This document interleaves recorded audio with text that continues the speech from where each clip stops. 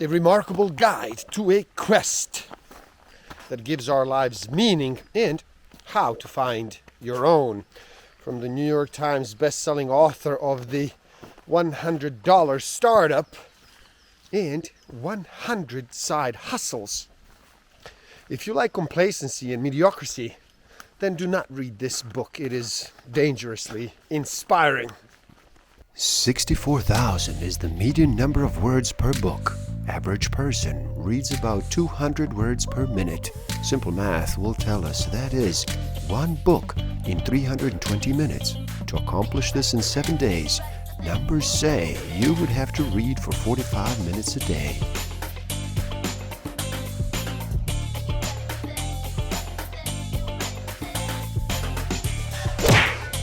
Don't forget to subscribe. Hit that notification button, like, comment, and share. Enjoy. Welcome back to the Book of the Week series. Every week as I read another amazing title, I share it with the world. My name is Igor S.F. Walker. Today we look at the happiness of pursuit. Find the quest that will bring purpose to your life by Chris Guillebeau. So how about you slow down and relax? Reduce all that noise for just a bit. Make that choice and decide to listen. In this video, we look at a book that challenges each of us to take control, to make our lives be about something, but at the same time remaining clear-eyed about the commitment. Written by a man who accomplished the task of visiting all of the planet's countries by age 35. How about that? Stick around till the end. I will share with you some tools I have and use that will help you tremendously in this game of life. Discover a way to find out what actually motivates you. What innate human need is driving all of your decisions and your behavior. I will share some tools to improve your self-awareness, social awareness, self-management, and relationship management. People have always been captivated by quests. History's earliest stories tell of epic journeys and grand adventures. Whether the history is African, Asian, European, the plot is the same. A hero sets off in a search of something elusive that has the power to change both their life and the world. Many quests lead to an alchemy-like transformation, either with respect to the quest itself or the person undertaking it. Once you start down the road of adventure, you don't always know where you will end up. Coming to an end of a quest brings lessons too. The story doesn't always tie up well. When something has been a major part of your life for years and then it's gone, a sense of alienation can set in. Now you have to think about what's next and whether you can recreate the intense feelings you did have during the time while you were chasing down your goal. Now, what exactly is a quest? How to define it? A quest is a clear goal and a specific end point. You can clearly explain a quest in a sentence or two. Every quest has a beginning, and sooner or later, every quest will come to an end. Not everyone will understand why you undertook the quest, but that's another matter. A quest presents a clear challenge. By design, a quest requires that something be overcome. Not every quest needs to be dangerous or next to impossible to achieve, but it shouldn't be easy either. A quest requires sacrifice of some kind. A quest is often driven by a calling or a sense of mission. A quest requires a series of small steps and incremental progress towards the goal. You do not simply arrive at the Holy Grail the day after. You set out to find it. To sum it up, a quest is a journey towards something specific with a number of challenges throughout. Discontent is a powerful spark when you're filled with a sense of dissatisfaction that it's not easily resolved. you may start wondering about making some changes. On its own, however, discontent is not sufficient to start a fire or to inspire a quest. Lots of people are walking around unhappy. But most do not make radical changes in their lives, especially to the point of pursuing a quest. Discontent may be the instigator, but what is the motivator? What causes someone to take action? Mash up dissatisfaction plus a big idea plus willingness to take action equals new adventure. There's a mission out there that is greater than yourself.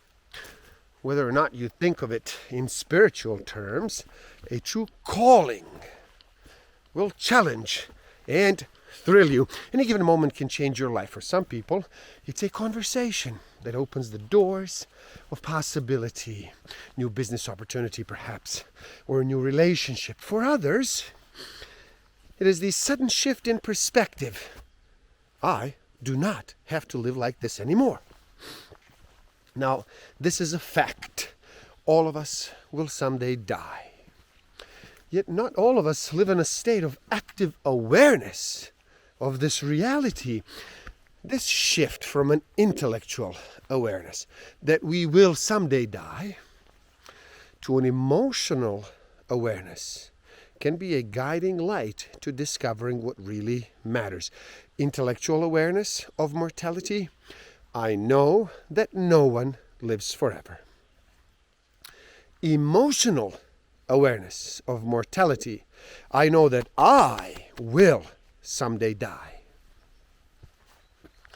Once you start thinking about your own mortality, the small things just don't matter anymore. This new awareness may come in response to an external event, such as a death or a sudden illness of a friend, or from confronting a series of health problems. Other times, there's a string of the soul that increases in tempo until it is impossible to ignore.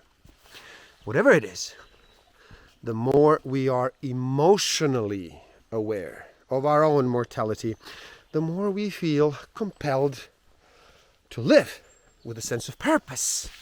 Now, how interesting is it that men seldom find the true value of life until they are faced with death? Now, what's the difference between a hobby and a quest? You can stop thinking about a hobby, but a quest becomes a total fascination. Playing golf on the weekends is a hobby. Setting out to play St. Andrews or lower your score is a goal. Setting out to play every course in Scotland in a set period of time, now this is a quest. What does self-reliance mean to you? Write it in the comments. What does self-reliance mean to you? Know that I can rely on myself to take care of things. The belief that I am responsible for my achievements and my failures. And I first look for solutions to problems within myself. The ability to love yourself and to know no matter what, you will be okay. The ability to wear silence like an old shoe, knowing yourself and having purpose. The combination of self-reliance and independence gives me autonomy. Need to do is defined by me, not by someone telling me. Self-reliance. Learn when you are stuck. Independence. Learn at your own convenience. Trusting yourself to do what you say you are going to do. If you cannot rely on yourself, no one else can. A quest is rarely about taking it easy. It is about challenging yourself however you can. Learning new things, exploring horizons outside your own environment. Even if you never leave your home, you can do this. No matter where you live, and no matter how old you are, If you want to make every day an adventure, all you have to do is prioritize adventure. It has to become more important than routine. Breaking your programming requires a single moment of strength. Are you busy? Join the club. Everyone is busy, yet we all have access to the same amount of time. If you want to prioritize it and prioritize adventure, but you cannot find the time, something's got to give. There are two popular theories of change making. Number one, make small and incremental but regular changes, then mix it up. And number two, do it all at once. Quit smoking immediately. Take cold showers. Enter boot camp for the soul. Whatever you need to do, do not wait. Either of these options can work. But there is no third theory of waiting for change to knock on your door and announce its arrival. You must do something. Now, the sooner the better. Another way to consider a big goal is to start from the end point and then plan backwards.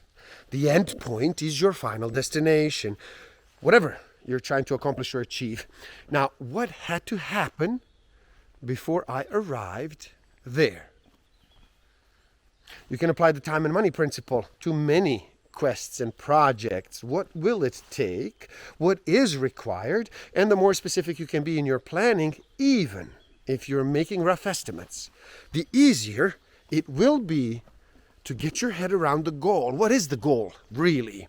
What does success look like? While many quests are born out of spontaneity and yearning for romance, a healthy dose of reasoning is needed if you hope to see your quest through. Some people are motivated primarily by creating and sharing. When they finish one project, they immediately look for another. Effort can be its own reward if you let it. To be creative, get in the box, create some structure and some routine that allows you to keep working. If your family doesn't get it, it is hard, but you also need to find people who do get it. And then in the long run, perhaps the best thing you can do is prove it to them. Having an enemy or an opponent, even an imaginary one, can keep you focused. What's worth living for matters more than what's worth dying for. Understanding what bothers you is just as important as understanding what excites you. Most people who read this book or watch this video have a certain amount of disposable income. Now, you may not think of yourself as rich, but you are able to buy things you like from time to time. More important, you are able to pay for experiences. Now, most quests are about taking action rather than acquiring stuff. And most action can be quantified into a time and money model where you figure out exactly what it costs and then you calculate how to actually pay for it. In pursuing any difficult project, sooner or later the thought will pop into your head, should I quit? You might be tempted to banish this self-doubt immediately, forbidding it to ever make an appearance, ever again, full speed ahead. And you actually might be right in doing that. Nothing worth doing is ever easy. However, there may be other times when the right choice is to redirect or perhaps stop entirely. Now, which is which and how do you know? Number one, motivations. Why did you begin this project in the first place? What drove you to challenge yourself? Presumably, there were many different options you could have chosen for your quest or for your adventure, but for some reason, you settled on this one. Are you still driven by the same motivations? Number two, long-term happiness. Short-term relief and long-term happiness can be very, very different things. Number 3, rewards. Can you create a small reward at the end of your day or at the completion of an important task? And number 4, engagement of others. The right kind of misadventures, the ones that yield information, can actually produce confidence. If you're going to worry about something, worry about the cost of not pursuing your dream. Sometimes stopping is the right decision. When considering a shift, ask, is my heart still in this? In the end, all the cliches do hold true. If you cannot change the world, at least you can change yourself. Do not settle. Do not finish bad books. If you don't like the menu, leave the restaurant. And if you're not on the right path, get off it. The real world is what you make of it. After completing a quest, the next steps are up to you. Everyone has a calling, so follow your passion. Not everyone needs to believe in your dream, but you do. And there you have it. The happiness of pursuit. Find the quest that will bring purpose to your life. Now, please, do help out. It is easy. Simply like this video so more people can enjoy it. Share it. Share it too and spread the word. Do leave a comment and share your thoughts. Subscribe to my channel and then stay up to date. And the link to this book is in the description below. Buy it, read, never stop learning, especially learning about yourself and nature. So gift yourself by taking the free human needs test on my website and then find out what actually motivates you, what innate human need is driving all of your decisions and your behavior.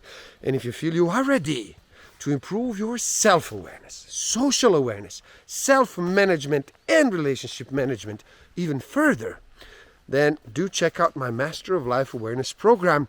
The links are in the description below. I thank you. Love and respect.